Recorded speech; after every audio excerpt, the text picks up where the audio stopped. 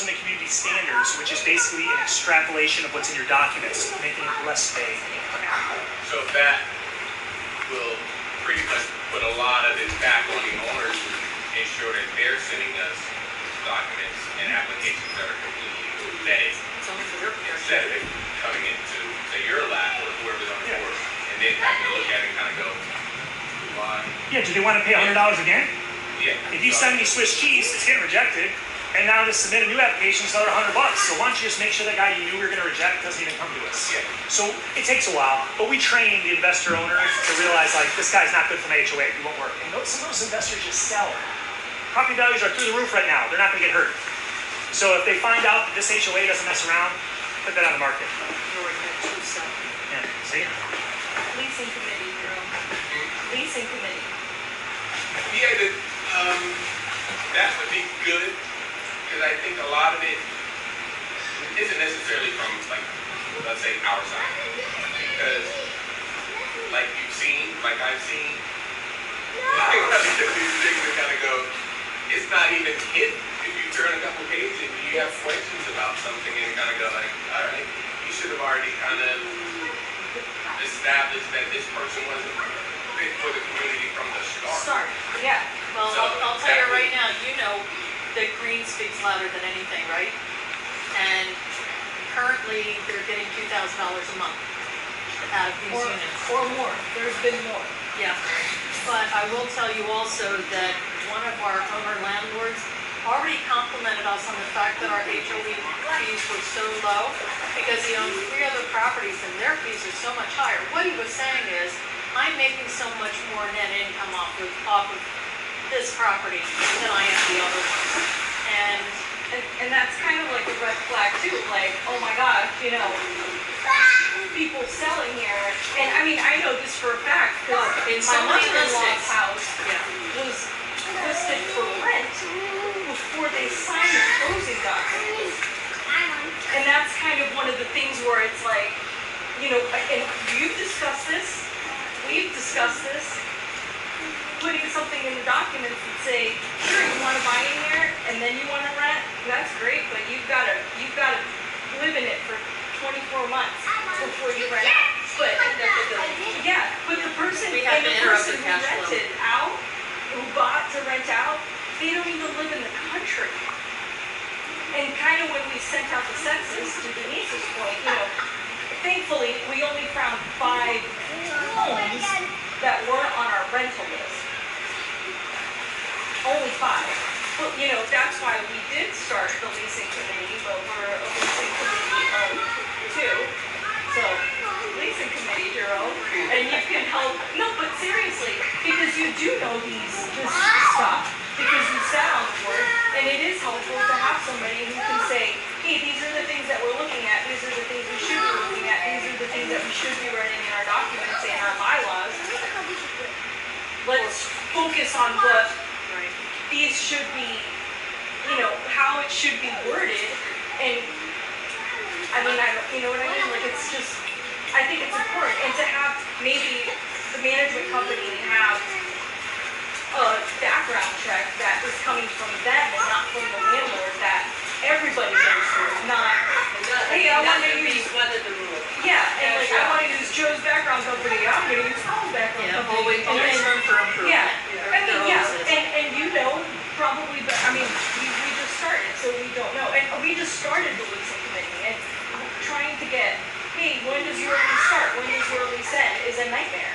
Yeah. Besides people moving their tenants in before they've even. Something off topic. Yeah. The review. Because it's a 12-month thing, but at what point is the review? It shouldn't be on us. But I asked that on Tuesday because it is part of what Leland said that they do. They're supposed to send out a letter before the 12-month is up to say, are you renting out to a new person, to the same person? Is it being renewed? What is the lease term? What is the lease term? Who is it going out to? They don't do that. They don't do right that, now. And they don't can't do even that. give us the lease terms of any of the tenants here. And we've because asked they for supposedly the lease shred terms. the documents and they don't keep them.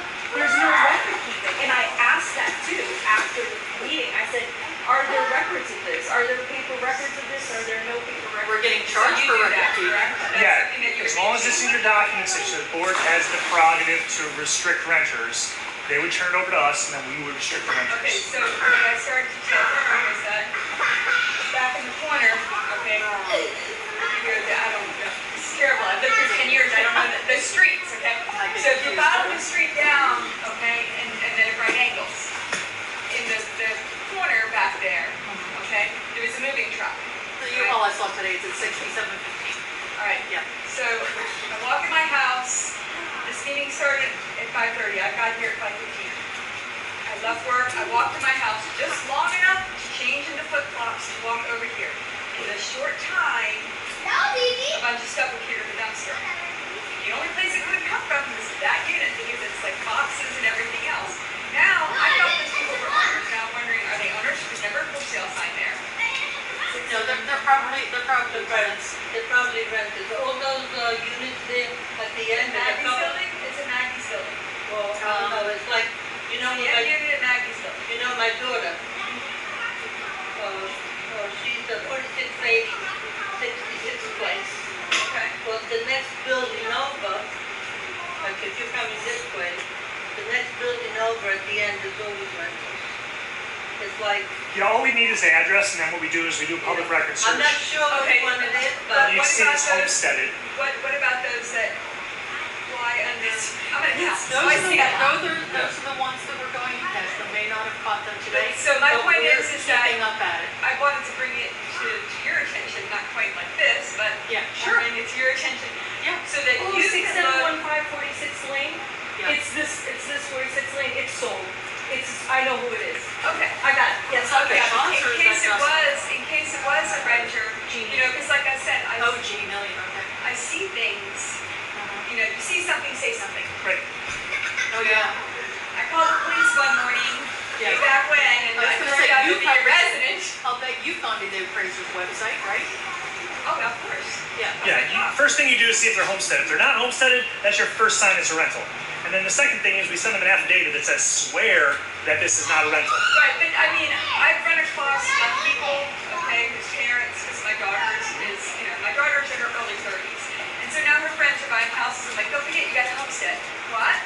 Yeah, homestead. What? What's that? Yeah. Yeah, so I had one of her friends that owned a house for 3 years, lived in the house for 3 years, never knew what a homestead was. Sure. That's not a foolproof, but it gives you a good inclination. I'd say it's 60% accurate or better. This Yeah. scares me. I'm sorry. Sure. Well, yeah, it's Thank no you for comment. your time. Yeah, thank you. And I'm sorry if I was rude. No, you're fine, meeting you're you. fine. Nice Take some meeting you. pizza. Have a good one. I did. I don't want any more. Okay, bye. Yeah, I would say that we should always be sending notice of renewals because if they even renew the tenant without our approval, they're in violation.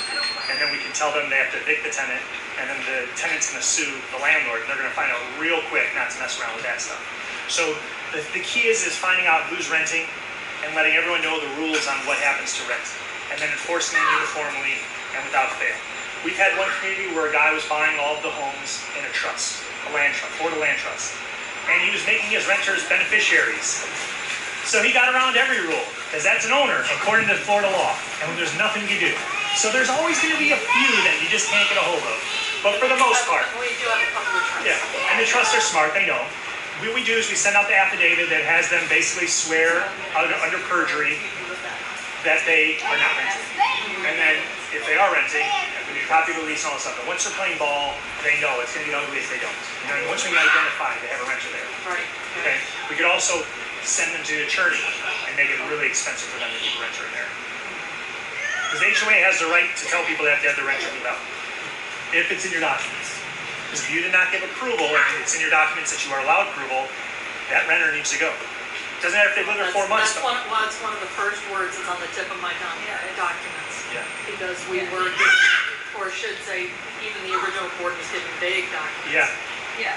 Can I go back to the maintenance discussion? Sure. And I think this is somewhat important, especially for us as an HOA. With regard to the property manager's responsibility with regard to ensuring the maintenance upkeep of the units. Could you speak on the fine line between building documents will state that the HOA will do upkeep and maintenance of ...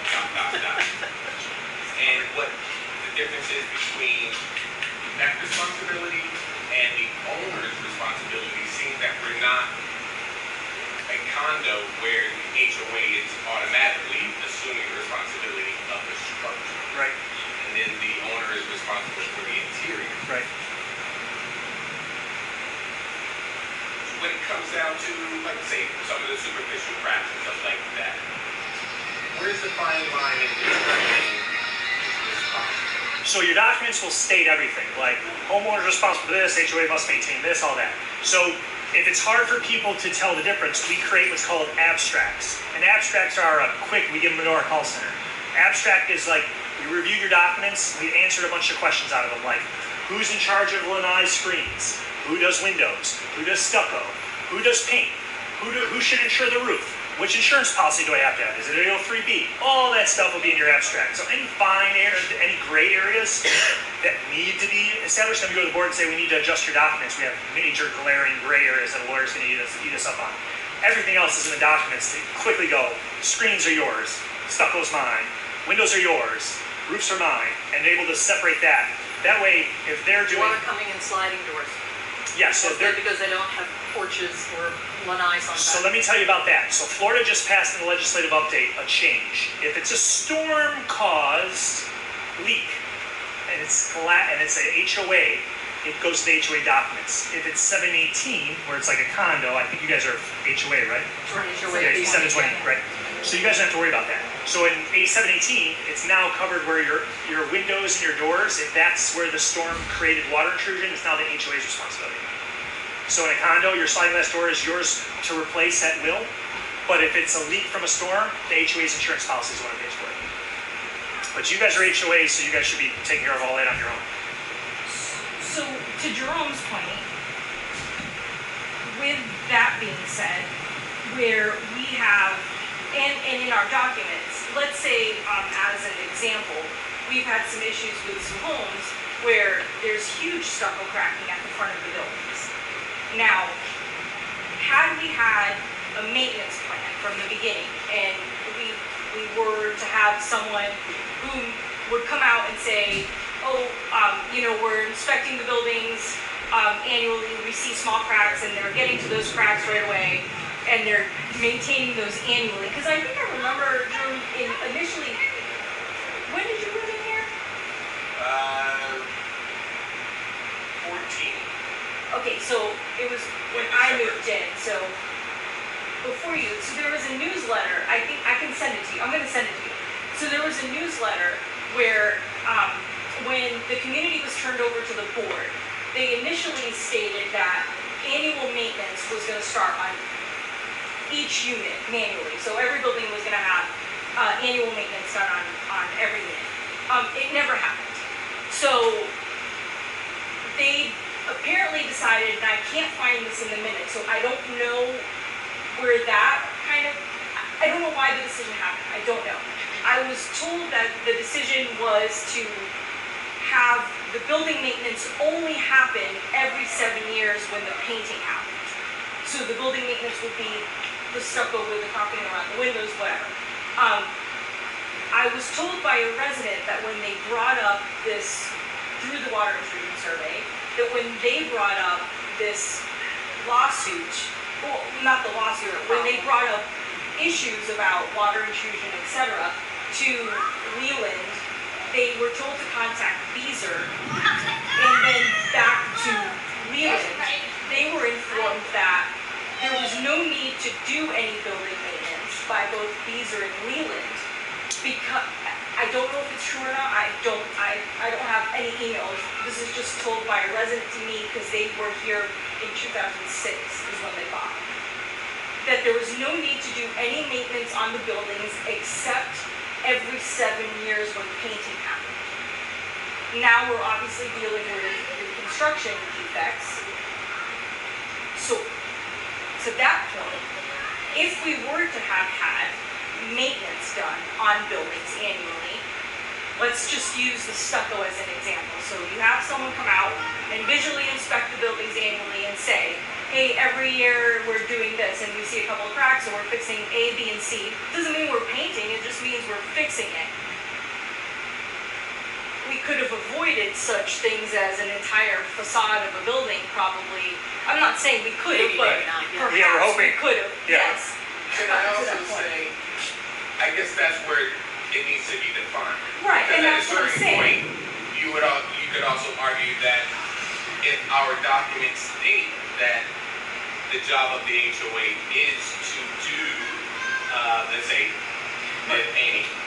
painting superficial cracks, we know that to be Yeah. no wider than a quarter of an inch, and that's included in the every 7 years. Everything else is the owner's responsibility. So maybe that's the area that's what's missing. Yeah. Because what's happening is we are having those periods in between those 7 years of Yes. coming around where those cracks do start to show. Fine, And let's then we have gotten, and I'm sure you all have gotten to the calls and the emails saying, well, whose responsibility is this? Yeah. And then, at least when I was there, we were going by the fact, okay, the HOA is responsible for the maintenance upkeep. That includes. Right. So if it's not stating what's included, maybe we should define that. Because part of me wants to say the HOA should do whatever needs to be done with regard to whatever our documents say. But seeing that we're not a co-op, the owners own some responsibility maybe in that in-between period. You know what I'm saying? This is the thing about that. So, when I get what you're saying, when you don't give them the option to paint the buildings at their behest, when you don't give them the options to do the maintenance at behest, because they have to go to the HOA, what if we don't like the way they did it? You want to have control over that, because in the end, we're going to do it, and they're going to pay in their dues anyways, right? So the HOA is very much interested in keeping control over the maintenance, because in the end, we can just get more money from the membership. If we leave it on them, now we have to go into compliance for like, hey, you're letting water into your neighbor's unit by not replacing that crack you got there, right? And then the water's coming in from the wind this way, he doesn't see any issues, but the lady next door, now her stuff goes coming out, or there's water in her unit. So we can't have that. It also comes down to insurance, right, or a lawsuit, where the defense is gonna come out there and say, you guys haven't been doing your maintenance. This would have never happened if you guys were doing that. So you really need to make sure you have a documentation of everything you've been done with professionals who have insurance and are bonded, so they can say, hey, we did it by the book. This stuff failed because of construction, not because of poor maintenance. It's like this. You have a car warranty, right? You decide not to change your oil. You think you're gonna replace your engine? It's the same thing when you go to defect lawsuit. They're gonna try to show you that you didn't do what was required to keep the thing good. Like what, you're gonna drive around without changing your oil? Without your radiator fluid being empty? No, it's gonna kill the car. Same thing with letting water in your home. Same thing with letting the roof get dilapidated. This is gonna kill the structure. And if you let that go on for years, mold, mildew, turn all around. Hey, this is between you guys. So that's why you really want at the HOA clear documents. You might have to adjust your documents so there's no gray area. Where we control it to make sure that the homeowners can't screw an entire building by being we're trying to get a hold of a guy in Australia to replace some stuff though, you know? And could another thing be because, look, I oversaw last year, when I was on board last year's painting project. And obviously that's, I mean, the in-between period, I would occasionally get emails about intrusion and stuff like that, and just have to handle it. But obviously when you walk the community, you're overseeing a project, and it was a larger one that did include the front and the back, which was good, just get a good eye. Sure. You know, way different units are facing, blah, blah, blah. Yeah, sun So, changed everything, right? so I got to see firsthand those cracks, different areas and stuff like that. And then I thought about it and I was like, well, maybe as part of, especially after hearing you speak about maintenance, maybe some aspect of ensuring or maybe addressing that concern is adjusting our 7-year paint plan to a 5-year plan. Maybe, because I don't know. Right. I noticed I started getting cracks. I couldn't tell you what year. Right. But after a certain period of time, I just said to myself once this was done, I said, this year, whatever that in-between period is, that may be 4 years, I'll just submit my own request to have it done. Right. Because it's coming before 7, obviously, and it's not every unit. No, ones that face the sun or in the shade, or have lots of trees, Yeah. or have lots of water because the There's wind always hits it. Yeah, so we've had communities where we call it phase painting, where all the eastern facing walls get painted first. All the walls under trees get painted first, right? And then those get painted every other year because they dilapidate so quick, they start to fade out and look terrible. Step cracks, I mean, I sold new construction for years. Step cracks can happen year 1, year 2, brand new house. Settling occurs, water changes, the paint fails. You're only as good as your paint specs too, right? So you hire some painter, he gives you a low bid. He went to Lowe's or Home Depot and bought bare and just grabbed the cheapest one of that color that matched. Whereas if you go through us, we have Porter, Dyco, Sherwin-Williams, Bear, come out here, the reps, and they tell us what scope we need to have, what the specs of that paint need to be to stick to that surface, handle that exposure to the sun, and to last that lifetime. So there's a lot that goes into it rather than just paint. Because you and I can go paint, get 2 different paints, and mine will last for the 7 years and yours won't, or vice versa. And maintenance is what makes it last the 7 years because touch-ups are required. Just like your car lasting 36,000 miles, it needs maintenance. It needs regular oil changes, regular clean. You know, all the stuff, it's the same with your home. Just because it's like a big structure, you have to take care of it. The HOA has to take care of it like it's an individual's home. And that's why we don't want to put it on some investor who's never here to do his neighbors a one-up, to make sure that that stucco crack's taken care of. Because the 2 months we're getting a hold of him in the middle of July, every day it's raining in there. You know? Yeah, and once it's addressed, and it's on an annual plan, it's nothing. No, we said a quarter. It's just random. Yeah, and that's the thing too, and that's the thing that I brought up with the gutters, right? With getting gutters for everyone in here, with us having, the 10 buildings that we currently have the gutters. You know, it's just like what you encountered, you know, having that water intrusion in the back and concerned about it, right? Well, if we as an HOA say, hey, we're looking out for the community, we realize that there is water intrusion in buildings, whether it's coming from below into the foundations, from above, with, you know, water falling into your home, I think that we should say to everyone here, like, hey, we should really budget for that because we're looking out for you as a resident and we want the community to look good and not create mold and all this other stuff on the outside, right? And I think having a maintenance plan, I mean, this isn't a bash on anybody, it's just something that I've been researching online, like, hey, I see other communities have maintenance plans, what is it? I don't know what it is, and I've had to ask, like an idiot, and I mean, it doesn't, you sound dumb when you're saying, what the heck is a maintenance plan? I will stop you there, and it's something we all heard 1,000 times throughout our lives. They're those stupid questions. No, because you don't know. Absolutely not. Yeah. You ask because you don't know. No. And then you share that information, and now more people are bringing it up. So, And I have to say to Jerome, for all of the things that he has done for this community, I can't tell you between the painting, the weir, the irrigation at 3 o'clock in the morning. I can't even name Because the everything. irrigation is a disaster, and you know that, Jerome. well, the thing The is, surge suppressor is on the building. Oh, yeah, the surge arresters that were a disaster. I mean, This there's is a lot, right. but that's what I'm saying, like, what if we had a maintenance plan on those? well, you know what, and to that point, and obviously I'm not the only person that comes from places where you do